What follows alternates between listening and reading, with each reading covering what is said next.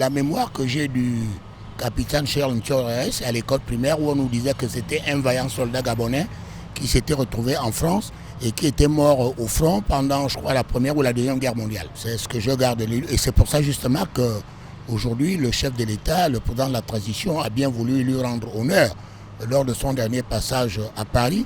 C'est pour qu'au moins les jeunes Gabonais, les générations futures, sachent que Ntchoréré, c'était une icône pour la République gabonaise.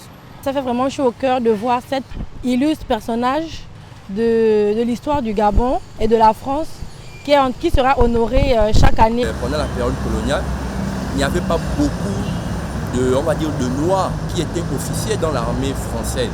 Donc ce qui prouve déjà que c'était quelqu'un de compétent.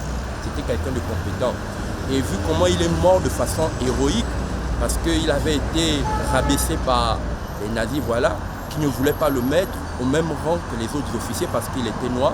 Et lui, il a revendiqué son rang d'officier et il a été tué pour cela. Et sa mémoire est célébrée dans la ville dans laquelle il a été tué en France chaque année. Et un pays comme le Sénégal célèbre aussi la mémoire de Charles Ntchoréré à travers le prytanée militaire de Dakar, qui est un grand prytanée militaire en Afrique, qui porte son nom. Et c'est dommage que nous, au Gabon, c'est vrai, il y a des édifices qui portent son nom. Par exemple, il y a un camp militaire, le camp Baraka, qui porte son nom. Et il y a une stèle qui a été érigée en sa mémoire au niveau de l'immeuble Rénovation. Mais en dehors de cela, sa mémoire n'était pas vraiment célébrée comme c'est le cas à l'étranger. Bon, maintenant, le fait que le président de la République, le président de la transition, ait pris la décision d'organiser, on va dire, une cérémonie maintenant annuelle en la mémoire de Charles Ntchoréré, c'est une très bonne chose.